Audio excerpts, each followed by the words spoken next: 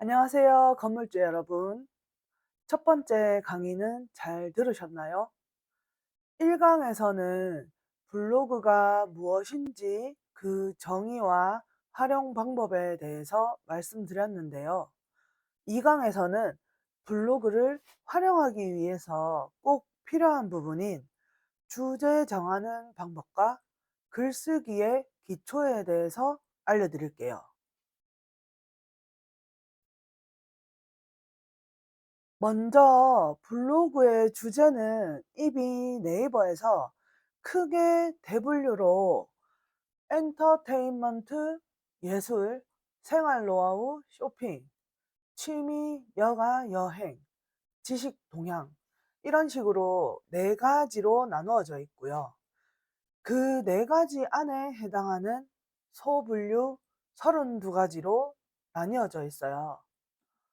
화면에 나오듯이 문화, 책, 영화, 미술, 디자인, 공연, 전시, 음악, 드라마, 스타, 연예인, 만화, 애니, 방송, 일상생각, 육아, 결혼, 반려동물, 좋은 글, 이미지, 패션, 미용, 인테리어, DIY, 요리, 레시피, 상품 리뷰, 원예, 재배, 게임, 스포츠, 사진, 자동차, 취미, 국내 여행, 세계 여행, 맛집, IT, 컴퓨터, 사회 정치, 건강 의학, 비즈니스 경제, 어학 외국어, 교육 학문 이런 식으로 아주 촘촘하게 나누어져 있는데요. 이게 분류가 돼 있어도 인플루언서 주제는 또 다르게 돼 있어요. 뭐 인플루언서는 이거보다 분야가 약간 작다고 보시면 되거든요. 사람들이 인제 "주제가 혹시 중요하냐? 뭐 주제 선정을 똑바로 해야 되냐?" 저한테 이런 질문을 했을 때 저는 딱히 중요하다고 답을 하진 않아요. 왜냐하면 제 경험상 글을 하나도 안 쓰신 분들이 보통 이런 질문을 하시거든요. 어느 정도 내가 작성한 블로그 글이 쌓이다 보면 자연스럽게 잘 적히는 분야가 있고 내 글들이 모이는 주제가 있더라고요.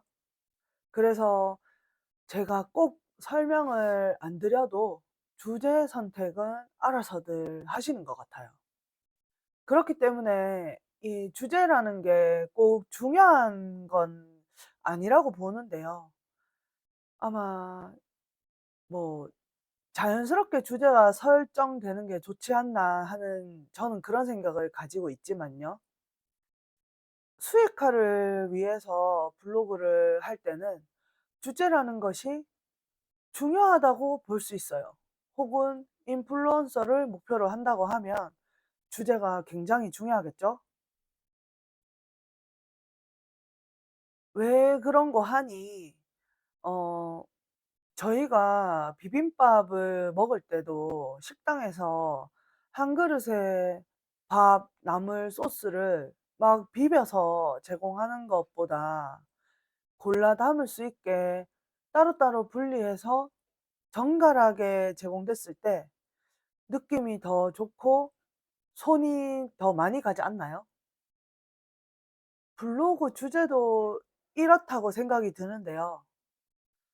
정갈하게 정리된 비빔밥처럼 내 블로그에 글 하나하나가 잘 정돈돼 있고 더 나아가서 주제가 명확하게 분류되어서 한눈에 파악이 잘 되면 더할 나위 없지 않을까요?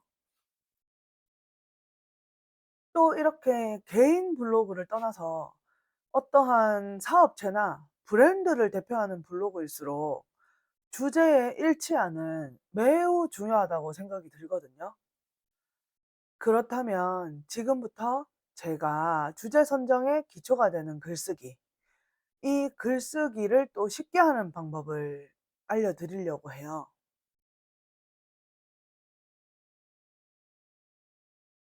아마 지금 여기 계신 분들은 글이라는 걸 써본 지 굉장히 오래되신 분들이 많을 것 같은데요. 요즘에는 사실 핸드폰이나 뭐 모바일 문화가 많이 발달되어 있기 때문에 주로 뭐 검색하는 시스템을 많이 활용하고 핸드폰에 기록을 하기도 해서 뭐 메모장에 연필을 혹은 볼펜을 가지고 글을 쓰는 것조차 어색하실 것 같은데요. 그런 습관들이 없다 보니까 글쓰기에 대한 막연한 두려움을 가지고 계신 분들이 많더라고요. 저 또한 초등학교 때 그리고 고등학교 때 시험 칠 때 이럴 때 빼고는 어떤 글을 직접 창작해 본다? 이런 건 상상해 본 적이 없는 것 같은데요. 저도 처음 블로그를 시작할 때 글이 되게 잘 써지고 술술술 막 글이 나온 건 아니었어요.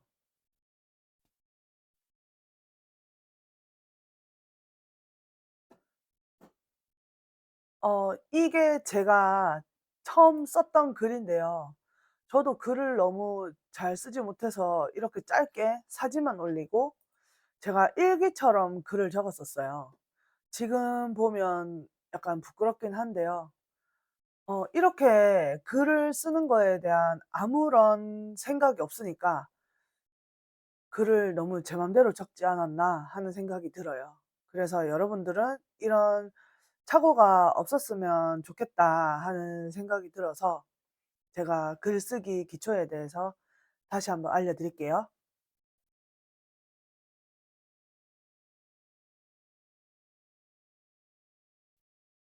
글쓰기의 기초는 바로 초등학교에 있는 것 같아요.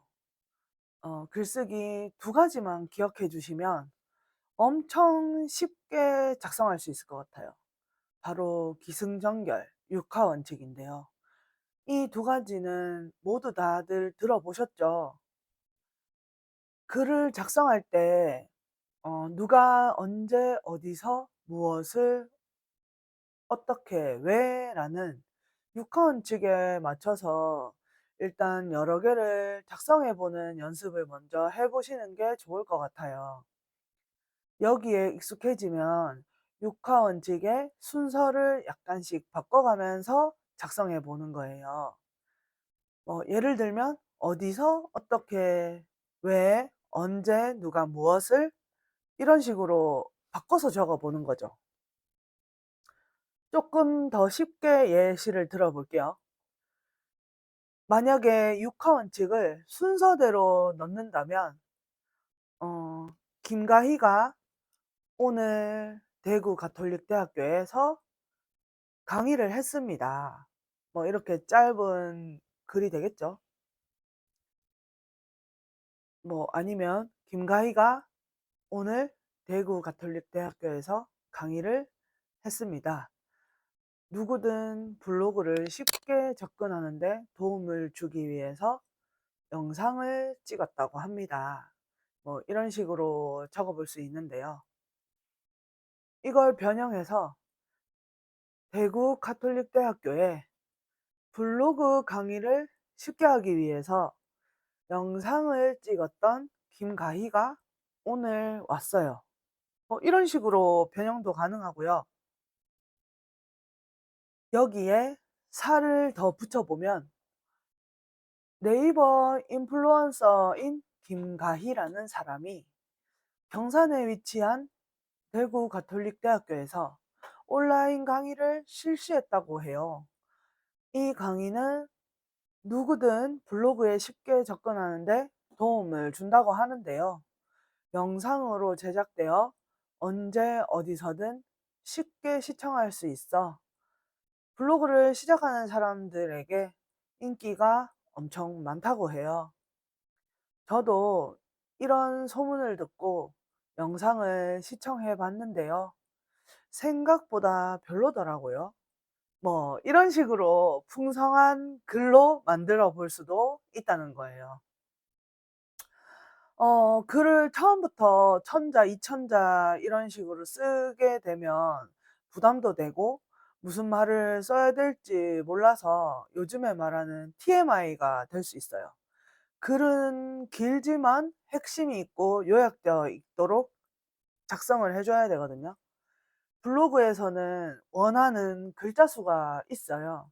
각 키워드마다 상황에 따라 조금씩 다르긴 하지만 최소 700자 이상은 적어 주는 것이 좋고요.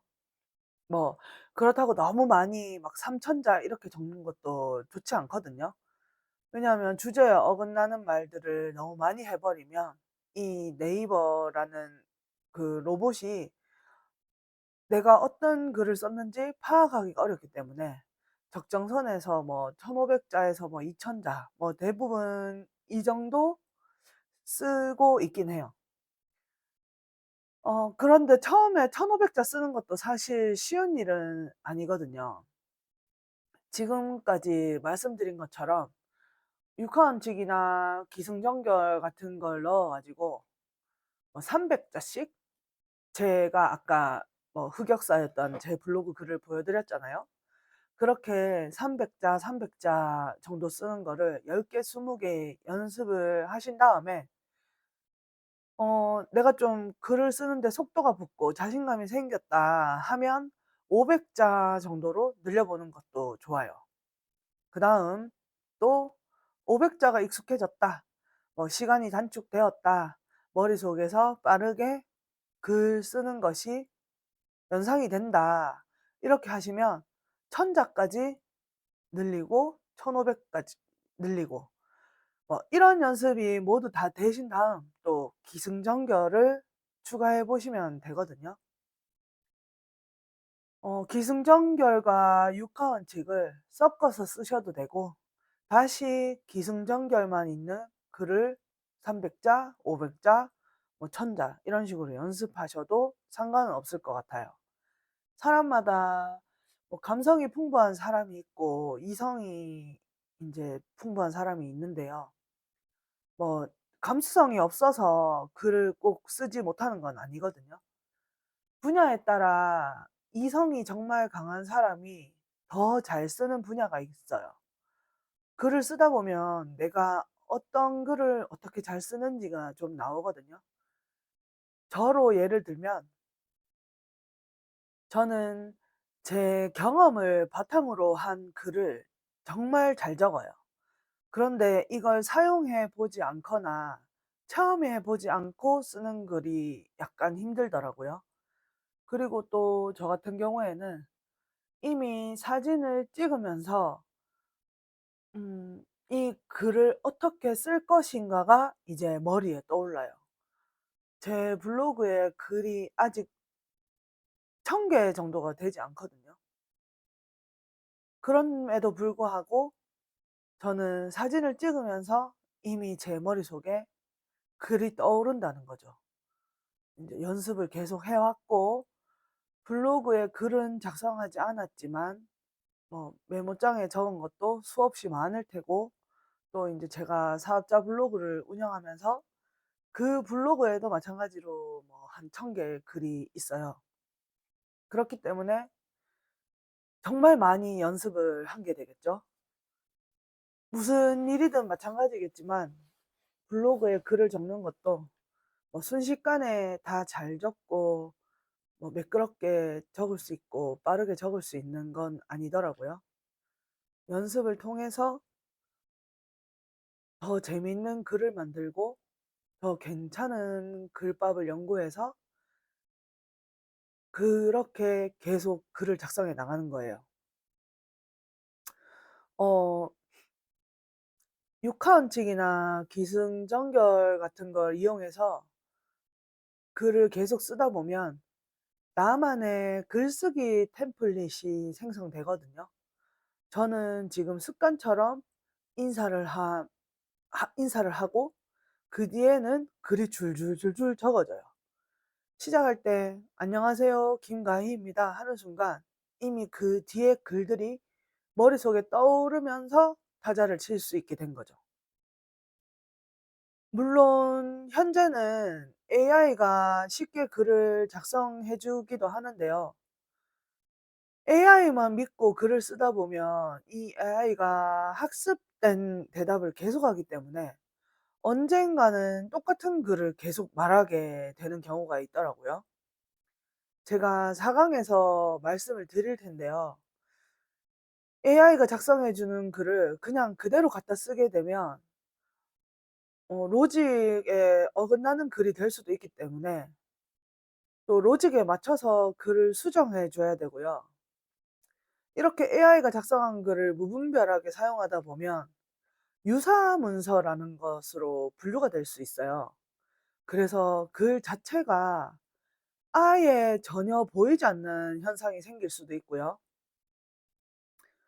제가 기초를 탄탄하게 세워둔 인터넷상의 건물이 무너져 버릴 수도 있어요. 글 한두 개로 인해서 블로그가 갑자기 사라지진 않지만 그런 비슷한 글이 계속 쌓이게 됨으로 인해서 이 블로그 자체가 제가 어떤 글을 쓰던 간에 노출이 안 될 수도 있거든요. 그래서 AI만 믿고 있는 거는 또 블로그 자체에서 힘든 것일 수도 있어요.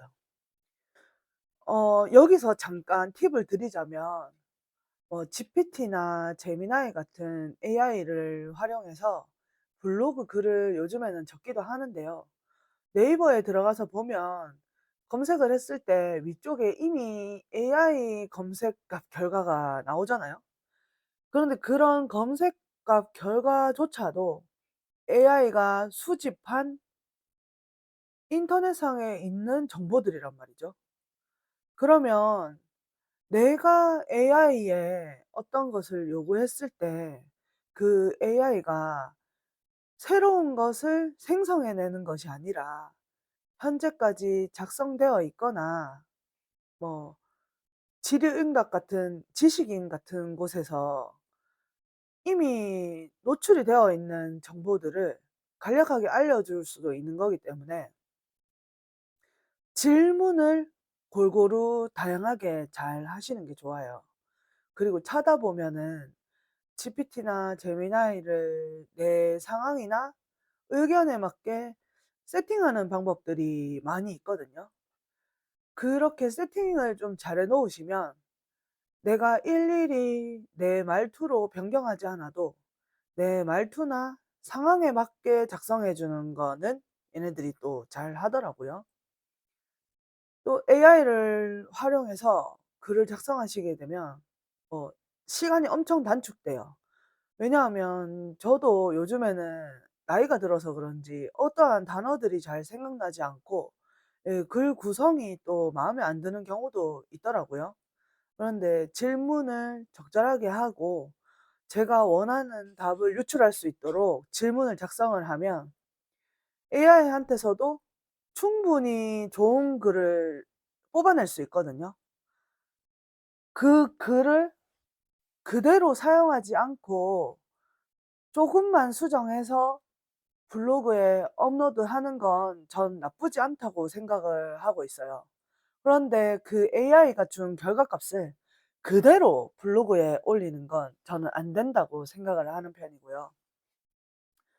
글을 쓰는 걸 워낙 힘들어 하시니까 그런데 사실 저는 제가 직접 타자로 두드려서 글을 쓰는 게 AI로 글을 뽑아서 수정해서 업로드하는 것보다 훨씬 빠르더라고요. 1,500 자에서 2,000자 정도 작성을 하는데 한 30 분이면 가능하거든요. 여러분들도 분명히 글쓰기 연습을 많이 하시면 저처럼 그렇게 짧은 시간 안에 글을 쓰는 게 가능해지실 거고요. 하루에 글을 2 개, 3 개까지 쓰시면서 뭐 부업이나 전업으로 하실 수도 있을 것 같아요. 또 인제 뭐 AI로 글을 썼을 때 유사 문서로 판단되는 등 뭐 어려운 점, 제가 모르는 점도 많기 때문에 또 내가 글을 또 안 쓰고 이 AI만 활용을 하게 되면 다른 사람들이 내 글을 읽었을 때 어떠한 글의 반응이 좋은지, 내 어떤 글을 좋아하는지, 나의 어떤 면이 좋은지 이런 것들이 판단이 서기가 어렵고요. 아예 파악이 안 될 수도 있잖아요. 그렇기 때문에 AI가 아무리 좋은 글을 뽑아 주더라도 제가 수정도 할 수 없게 되는 거죠. 그렇기 때문에 저는 직접 작성하는 것을 엄청 많이 연습한 다음에 그렇게 완성된 글이 블로그 운영에 있어서 정말 중요하다고 생각하고 있어요. 직접 작성해 보지 않으면 수정조차도 어렵다. 저는 그렇게 생각을 하고 있어요. 물론 한 번도 글을 써보지 않은 분들은 시도하는 것조차 어렵다고 느끼실 수 있지만요. 우리가 초등학생으로 돌아갔다고 생각을 하고 남들한테 보여주는 글이지만 부끄럽게 생각하지 않고 나는 하고 있어 라는 생각으로 300자든 500자든 오늘 있었던 일, 내가 관심 있는 일부터 작성을 시작해 보면 언젠가는 나도 1000자, 2000자를 쉽게 적을 수 있는 사람이 되지 않을까 하는 생각을 하고 있거든요. 지금까지 2 강에서는 블로그 주제 정하는 방법과 글쓰기 기초에 대해서 알려드려 봤는데요. 주제를 정하는 것보다는 글을 먼저 작성해 보는 것이 더욱 중요하고요. 글을 쓸 때는 초등학생도 아는 방법인 기초에 충실한 글쓰기를 연습하는 것이 중요하다는 거 모두 아셨죠? 제가 글쓰기에 대해서 계속 글쓰기, 글쓰기라고 강조를 해서 이 강이 약간 지겨울 수도 있으셨을 것 같은데요. 블로그에 있어서 아니, 이 블로그라는 게 글쓰기이기 때문에 지금 이 강이 정말 중요한 부분이고, 강조 또 강조해도 또 강조하고 싶은 부분이거든요. 저한테 강의를 들으시는 분들은 이 부분에서 한 달 넘게 연습만 하고 계시는 분들도 많이 있고요. 그리고 나면 갑자기 확 성장하셔 가지고 정말 좋은 결과를 얻으시는 분들이 많더라고요. 여러분들도 블로그를 하고 싶으시면 글쓰기 연습, 기초에 충실하게 해보는 거 추천드릴게요. 다음 상강에서는 장비 없이도 촬영을 잘 하는 방법에 대해서 말씀드릴 건데요. 어, 엄청 좋은 카메라가 있다면 더 좋긴 하겠지만, 간단하게 구도와 소품만 활용해서도 사진을 잘 찍을 수 있는 방법을 쉽게 풀어봤어요. 다음 상강, 장비 없이 촬영하는 법도 기대해 주세요. 수고하셨습니다. 감사합니다.